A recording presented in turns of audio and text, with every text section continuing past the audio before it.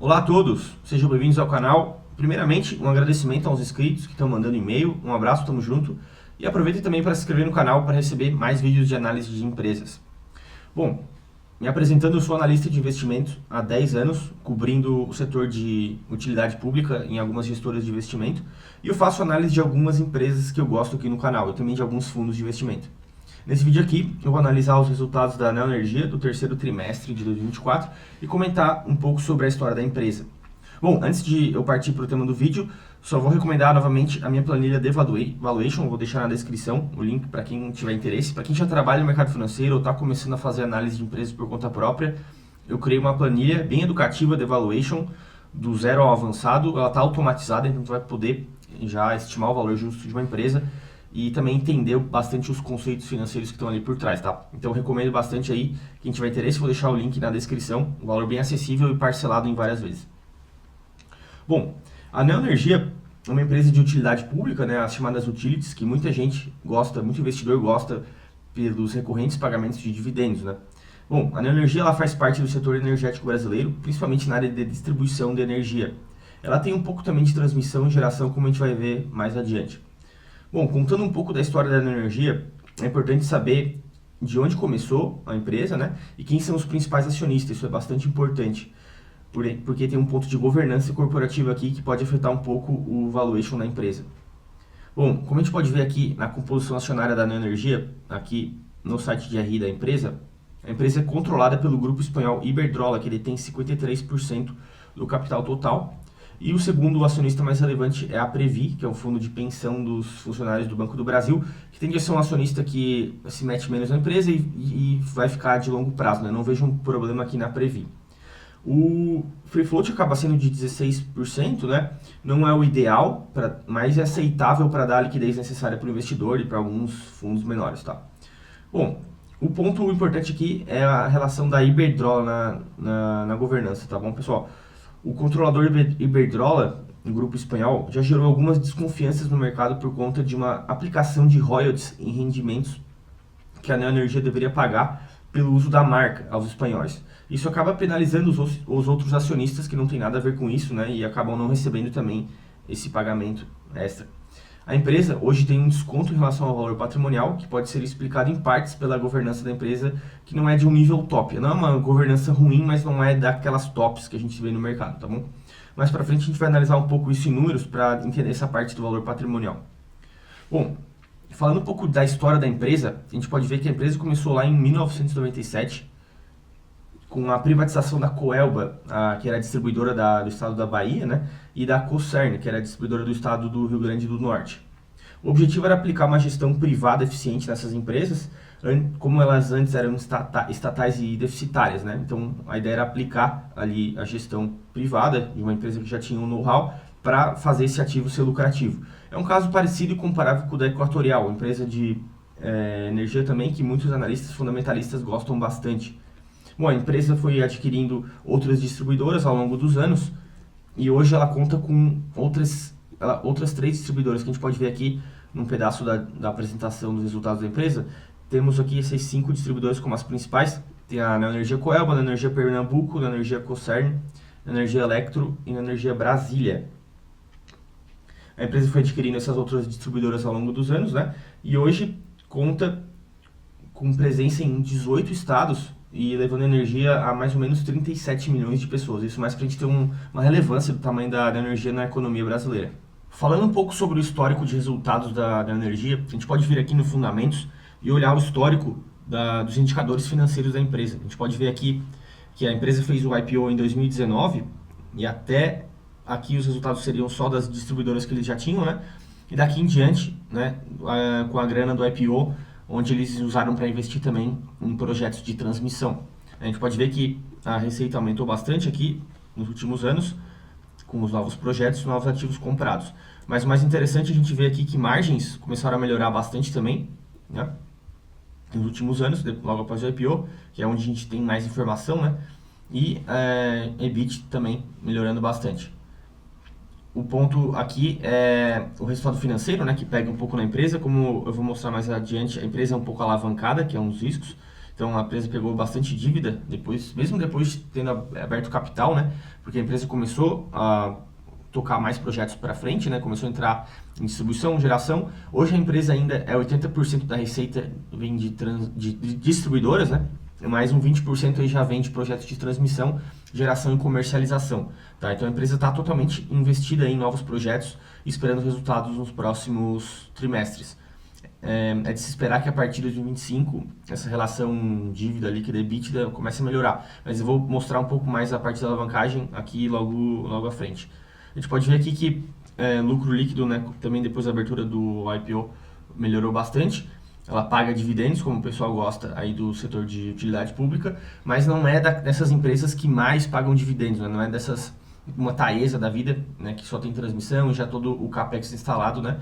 A Neoenergia está em um outro momento, onde ela está fazendo bastante investimento, então ela precisa reinvestir uma boa parte do lucro e pegar emprestado o resto, né, para botar em novos projetos, porque a ideia deles é diversificar essa fonte energética, né, não ter só receita de distribuidoras, que está muito vulnerável às vezes a reajustes, né, problemas políticos e tal, e também ter receita de geradoras e transmissão. Bom, agora indo para a parte dos resultados do terceiro trimestre de 2024, se a gente for olhar primeiramente a parte operacional da empresa, né, mais aí em relação à performance do negócio de distribuição em si, o negócio foi bom no terceiro trimestre, né? É um negócio que não tende a ter muita volatilidade, né? A empresa vai adicionando poucos clientes a cada trimestre e vai brigando ali para ter uma inadimplência pequena e poucas perdas de energia, né? Então a gente vê que em todas as 5 distribuidoras aqui houve ganhos de novos clientes, né? Um percentual pequeno aí ano a ano, mas significa que a empresa ainda está crescendo, esse negócio de distribuição, isso é importante, né?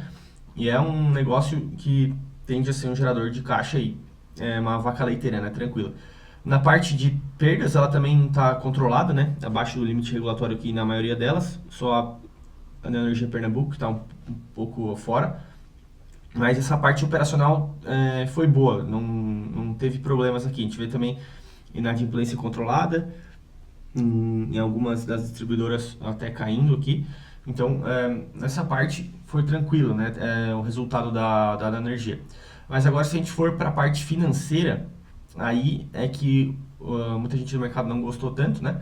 Mas é porque a gente não está olhando também o longo prazo, tá? A gente tem que olhar aqui que é um resultado momentâneo. A gente pode ver que EBITDA da empresa caiu, né? Numa comparação anual, se a gente pegar o acumulado dos 3 primeiros meses do ano, caiu 1%, só pegar o trimestre contra o trimestre do ano passado, uma queda de 8%. Né? Então, a empresa ainda está passando por processo de investimento, né? É de se esperar que esses resultados de investimentos em transmissão e geração venham a partir de 2025, e por isso que a gente tem esses resultados financeiros aqui não indo tão bem. EBITDA, lucro líquido, a gente vê que está caindo, né, nesse terceiro trimestre de 2024 comparado com o mesmo período do ano passado. A empresa está passando por um processo de investimento. Como a gente pode ver aqui, essa aqui é a demonstração do CAPEX da energia no terceiro trimestre. E a gente pode ver que muito capital investido aqui em redes, que seria a parte de distribuição, e a parte de geração também tem um CAPEX investido aqui. Então é de se esperar que esse resultado desse investimento, né, desse dispêndio de capital, venha a partir de 2025. É isso que alguns analistas estão esperando, é isso que a empresa também tem dado como guidance. Então é de se esperar que a alavancagem melhore e os resultados melhorem a partir do ano que vem. Então a gente tem que ter uma visão de um pouco mais longo prazo para analisar uma empresa que está passando por um processo desse e não olhar só o resultado de trimestre contra trimestre, ou mesmo trimestre desse ano contra o mesmo trimestre do ano passado, porque a gente tem que olhar os investimentos que estão sendo feitos. Vindo aqui para a parte de estrutura de capital, que é onde a gente consegue ver a parte de endividamento e alavancagem, né? A gente consegue ver esse indicador aqui, o dívida líquida EBITDA, que é o grande ponto de preocupação de muitos analistas, investidores ou gestores, né, que estão analisando aí a Neoenergia. É uma empresa que tem uma alavancagem alta de 3,4 vezes, então a relação dívida líquida e EBITDA é de 3,4 vezes. O recomendável para uma empresa ser saudável é que ele seja no máximo de 3 vezes.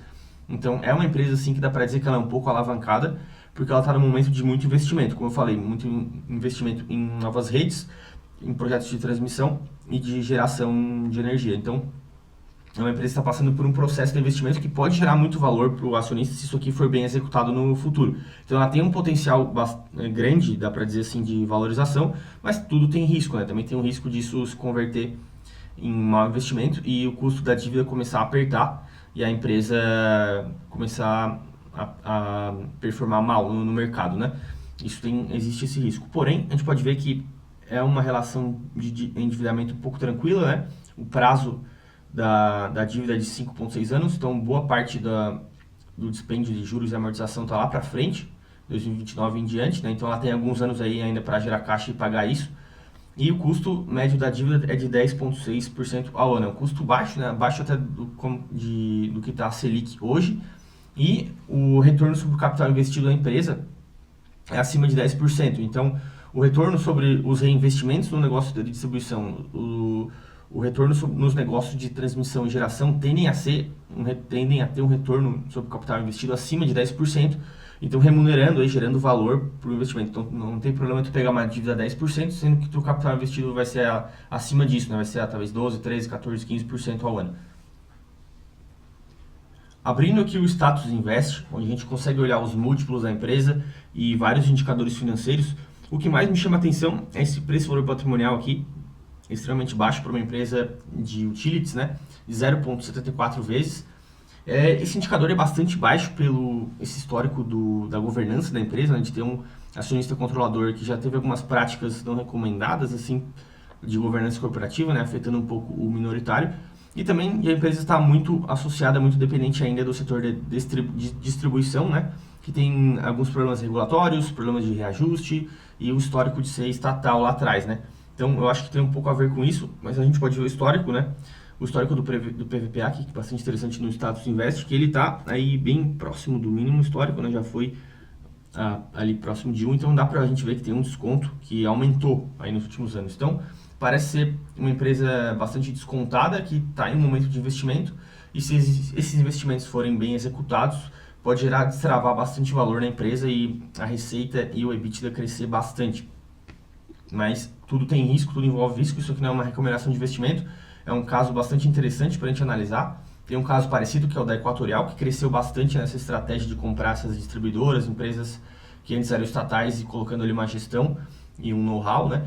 A Neoenergia parece ser um caso parecido e que pode se acabar convertendo aí com uma empresa pagadora de dividendos para quem gosta lá na frente. Então aqui seria um bom momento talvez de acumular ações pensando em dividendos lá na frente, beleza? Então é isso, pessoal, só peço aí para quem curtiu o vídeo dar um like, se inscrever no canal